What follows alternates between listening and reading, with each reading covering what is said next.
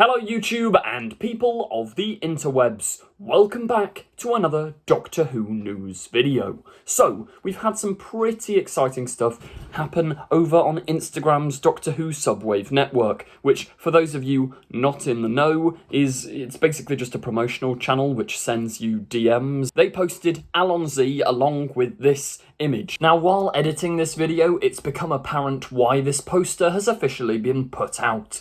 The Doctor Who premiere for the Star Beast is currently happening. Lizo Mazumba is there, who's like the Doctor Who reporter guy. He's really cool. I think he's been doing this since like the start of Russell's era, like first era, not second era. But yeah, I think that means we're going to be getting our first reviews and reactions to episode 1, The Star Beast, tomorrow, or technically tonight, which is really, really exciting. There's Beep the Meep there, like a model of him, which hopefully, fingers crossed, that means we're going to get a Doctor Who experience. That's a ridiculous stretch, but if they've got a Beep the Meep that they can put out, bring into the Doctor Who experience. We've got the TARDIS, we've got a red carpet, so who knows? Hopefully the cast will be down there and there'll be some interesting stuff, maybe a couple of interviews with Russell T Davies, who knows? Maybe the actors strike is going to stop that. I don't really know how this works, but yeah, really cool stuff. Doctor Who premiere happening now. So yeah, make sure you're subscribed to this channel because I'm going to be telling you the first reviews and news and updates of these episodes as soon as they come out. Now, if you also head over to Twitter, or X as Elon is determined to call it,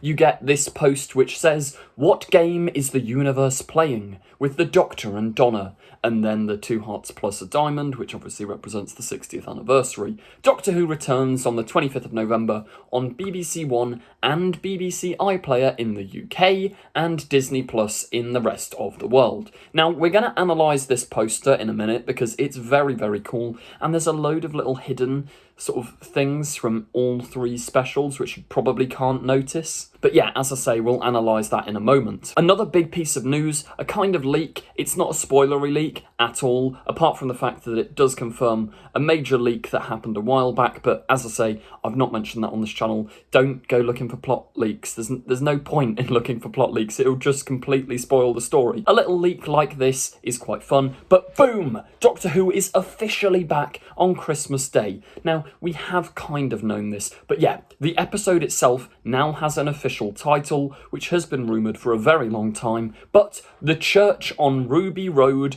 is Ncuti Gatwa's first episode, technically the first episode of Series 1 of New Who, or whatever we're calling it. In my other videos, I've been asking you guys to come up with your best names for this new era, because there's Classic Who, New Who, and then Ncuti Gatwa onwards, the numbering's resetting to Series 1. So what do we call it? The Whoniverse era? New Who? Let me know your thoughts in the comments down below, because I still haven't made my mind up. Yeah, The Church on Ruby Road, which obviously it's in the title. That's going to introduce Ruby Sunday. Now, this user over on Twitter found this really interesting article thing that talks about Ruby. This is the only minor spoiler, so if you don't want any spoilers, that's completely fine. Skip ahead in this video about 40 seconds. But Russell T Davies is quoted as saying this a very long time ago, that he's had this vision for a scene in the snow where a baby gets passed on to a new adopted family and it's illegal, and all of the drama there. And when you think about it, this lines up with what's happening with Ruby,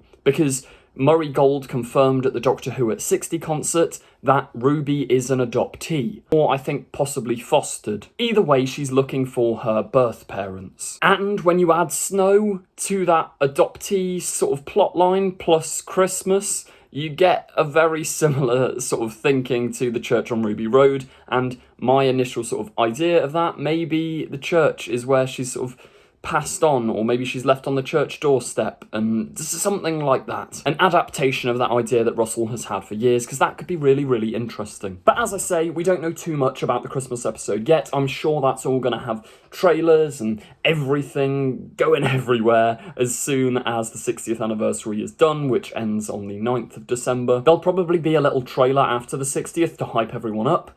And then, yeah, Series 14, I keep saying it's not Series 14, Series 1, because they're resetting the numbers, is set to air in spring of 2024. Anyway, this really, really cool new poster, let's break it down, have a little bit of analysation. So the first thing to note is good old Miriam Margolyes as Beep the Meep, yeah, we've seen 101 photos of the Meep now. He sort of sat, whatever, on one of the cards that the toy maker's sort of lobbing everywhere. There's not much to say there. He's looking up at the Doctor and Donna, pretty funky, but yeah, he is the Star Beast, which obviously that's the title of episode 1, so Beep plays quite an important role. We have no idea yet whether Beep will carry on to Special 2 and Special 3, or maybe reappear in the future, or if the Meeps are going to become a sort of race that, yeah, carries on throughout Doctor Who, the new era. Who knows? But yeah, Beep the Meep, villain of episode 1. Then here, I'm going to put this next because that's probably Beep's ship. If we remember back to the filming in July of 2022, which is a very long time ago, but back when they were filming the 60th anniversary specials, we saw this ship crash down to Earth, and it was in like a little park, and Donna's daughter Rose and her friend sort of ran along to it, saw this ship, and ran back. Now, my assuming is this is Beep the Meep's escape pod, and it crashes on Earth. Beep the Meep then runs into like Donna and the Noble family shed or something, and then you get the whole "there's a bloody Martian in the house" and all of that drama, which is going to be really exciting. But yeah, I'm pretty sure that's Beep the Meep's ship. Then up here, this is just an assumption, but I'm pretty sure those are TARDIS roundels from the new TARDIS, which, yeah, once again, there's so many leaks. Stop leaking things, guys. Quite ironic coming from me, but I don't do that anymore. I'm past the leaking days, to a certain degree, probably. This is our first sort of hint and look at the new TARDIS control room, and this weird little blue scaly panel, I'm wondering, is that from the TARDIS console room as well? Kind of matches the aesthetic of the roundels, but I don't know. I'm guessing it's probably from Wild Blue Yonder, because it looks similar to a part of the poster we'll come on to now, which is this weird triangle thing. Now, I'm pretty sure this is probably from the spaceship, or this is the button that Donna presses when she goes, "Let's go and kick its arse," and slams her hand on a button. I'm pretty sure it's that. Because, yeah, we saw that in the trailer, and it does kind of look like that. If not that, it's definitely from Wild Blue Yonder's spaceship, or maybe Beep the Meep's ship. Its prevalence on the poster is interesting. It makes me wonder, is that button gonna have some sort of like proper significance? Like, I don't know, we've seen the bit where the Doctor's slamming on the wall going, why does it have to be this? And there's seemingly a shot where Donna's trapped behind glass and the Doctor can't get through. Maybe it's something like that, like referencing the radiation chamber with Wilfred from The End of Time, and the Doctor has his little "why does it have to be this" moment because he's being reminded of his 10th face's death. I don't know. Anyway, here we have more villains from episode 1, the Wraith Warriors, which looks so cool. They look, and the thing is, even though there's a higher budget, they're still Doctor Who-y, aren't they? They still look a bit random, and that's brilliant. I love Doctor Who. But yeah, Wraith Warriors, not too much to say. We've seen a lot of these guys recently. Here is Rose Temple Noble, or Noble Temple. We don't know which way round the surname is. I don't think they ever said at the end of time. The end of the end of time. But either way, yeah, Rose Temple Noble, really excited to see where her story goes. This is obviously Donna's daughter. Then we have the main attraction, David Tennant and Catherine Tate as the 14th Doctor and Donna Noble. He's got his new sonic screwdriver in his hand, which is pretty funky. Then we've got Neil Patrick Harris as the toy maker, and that looks terrifying, which is fantastic.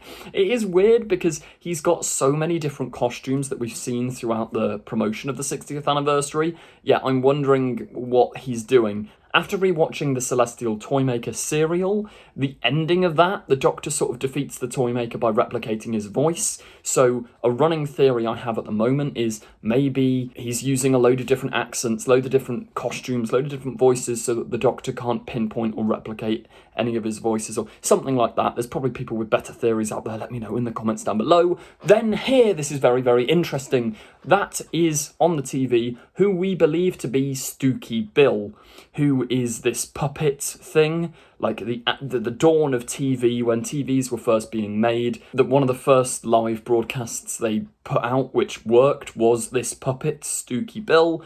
And yeah, we've also seen his face crop up in one of the trailers. It's on all the screens in Unit HQ. So maybe, yeah, this has something to do with the giggle that's inside everybody's heads. It's definitely from like the Toymakers stuff.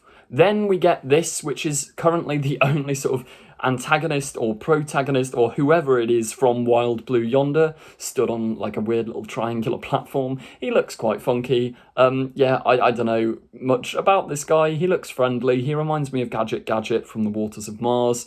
There's not much to say. He's just a cool guy. But yeah, at the moment, he's the only thing, or the only person, I should say, other than the Doctor and Donna, who we know stars in the second special Wild Blue Yonder. Then the last kind of thing we have is this cheese grater. I have no idea what it is, but you can't lie, it does look like a cheese grater. I'm guessing it's a spaceship or something from Wild Blue Yonder. Something...